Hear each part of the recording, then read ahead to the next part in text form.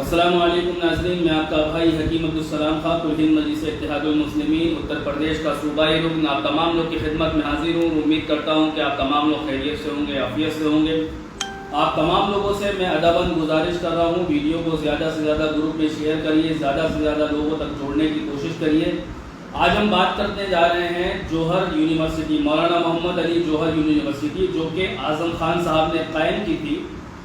और अभी कल कोर्ट का फैसला, जौहर यूनिवर्सिटी के गेट को तोड़ने के आदेश आ चुके हैं। और पहला सवाल आप तमाम लोग के दरमियान में रखना चाह रहा हूँ, समाजवादी पार्टी के जो पदाधिकारी हैं, कार्यकर्ता हैं, और ख़ास तौर से अखिलेश यादव से मेरा ये सवाल है कि आज़म खान साहब की यूनिवर्सिटी पर लगातार हमले हो रहे हैं और लगातार यूनिवर्सिटी के खिलाफ साजिशें और एक षड्यंत्र रचाया जा रहा है। कल जैसा कि कोर्ट का आदेश हुआ गेट को हटाने का, गेट को तोड़ने का, अब इस पर अखिलेश यादव की क्या प्रतिक्रिया है, समाजवादी पार्टी के पदाधिकारियों का, कार्यकर्ताओं का क्या स्टैंड है, एक बड़ा सवाल है। अखिलेश यादव जी से मेरा सवाल ये है कि आज़म खान साहब लगातार भाजपा सरकार में, भाजपा सरकार के निशाने पर हैं और लगातार उन पर जो धाराएं लगाई गई हैं और उनको जेल में डाला गया है और उनके ऊपर जो अत्याचार हो रहा है उस पर अखिलेश यादव खामोश क्यों बैठे हुए हैं। बहुत बड़ा सवाल मेरा नहीं बल्कि जिस कम्युनिटी का आप वोट हासिल करते हैं वो कम्युनिटी आपसे सवाल कर रही है कि आज़म खान साहब के मुद्दे पर अखिलेश यादव क्यों खामोश है, समाजवादी पार्टी क्यों खामोश है, समाजवादी पार्टी का पदाधिकारी कार्यकर्ता क्यों खामोश बैठा हुआ है। एक बहुत बड़ा सवाल है, क्योंकि समाजवादी पार्टी मुस्लिम वोटों से सत्ता की कुर्सी हासिल करती है और मुस्लिमों का वोट हासिल करती है और मुस्लिमों के वोटों से सत्ता की कुर्सी पर काबिज होती है। इसलिए मुसलमान ये सवाल कर रहा है कि आज़म खान साहब के ऊपर अत्याचार हो रहा है, आज़म खान साहब के मुद्दे पर अखिलेश यादव खामोश बैठी हुई है। पिछले कई महीनों से आज़म खान साहब जेल के अंदर बद से बदतर जिंदगी गुजार रहे हैं। यहाँ तक कि रमजान का पवित्र महीना, मुबारक महीना, ईद का पवित्र त्योहार जेल के अंदर गुजरा है और उसके अलावा बहुत सारा वक्त आज़म खान साहब का जेल के अंदर गुजरा। यहाँ तक कि बीमार भी हुए, लेकिन अखिलेश यादव उनसे मिलने के लिए अस्पताल उन तक नहीं पहुंचे। बहुत बड़ा सवाल है। अगर हम ये सवालात सोशल मीडिया के जरिए से आप तमाम लोग के दरमियान में रखते हैं तो समाजवादी पार्टी के जो पदाधिकारी और IT सेल के लोग हैं वो लोग ओवैसी साहब के खिलाफ, ओवैसी साहब की पार्टी के पदाधिकारियों के खिलाफ सोशल मीडिया पे लिखते हैं, सोशल मीडिया पे लगातार एक वाहियात पोस्ट डालते हैं कि ओवैसी B टीम है, C टीम है, 2022 में होने वाले विधानसभा चुनाव के लिए भाजपा को जिताने के लिए आ रहे हैं और ये लोग बहुत ज्यादा बौखलाए हुए हैं। यूपी में 2022 के लिए ओवैसी साहब की आमद से सबसे ज्यादा समाजवादी पार्टी के लोग परेशान हैं।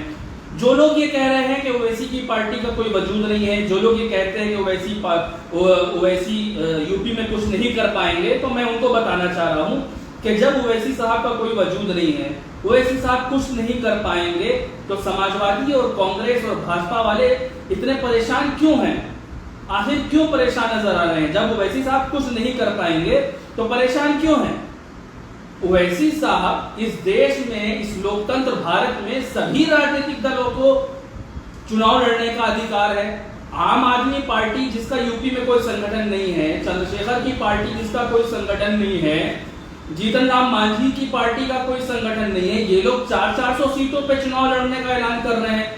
अगर ओवैसी साहब 100 सीटों पे चुनाव लड़ने का ऐलान कर रहे हैं तो समाजवादी वाले परेशान हैं। आखिर क्यों परेशान हैं?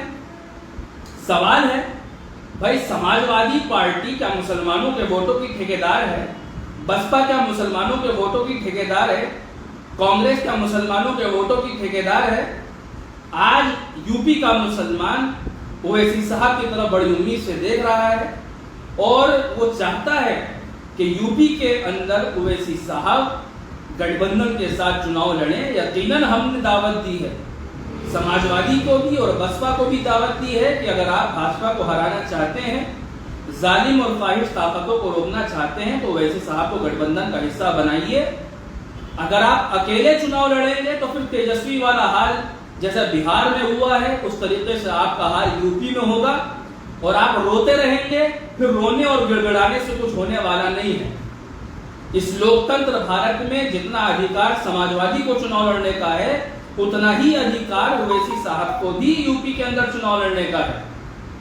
आपके कहने से ओवैसी साहब उठने वाले नहीं हैं। अल्हम्दुलिल्लाह सुम्मा अल्हम्दुलिल्लाह 2017 के बिलमुकाबिल 2021 और 2022 में पार्टी का स्टैंड बढ़ा है, पार्टी की जो है पार्टी का गिराव बढ़ा है, पार्टी का संगठन मजबूत हुआ है, ऑर्गेनाइजेशन पे काम किया गया है और लोग चाहते भी हैं कि ओवैसी साहब यूपी में आए और इलेक्शन लड़े, क्योंकि मुसलमानों के मिल्ली मसाइल पर, मुसलमानों के मसले पर, बुनियादी मसाइल पर अगर कोई बोलने वाला कोई वाहिद लीडर है तो बैरिस्टर असदुद्दीन अवैसी साहब हैं।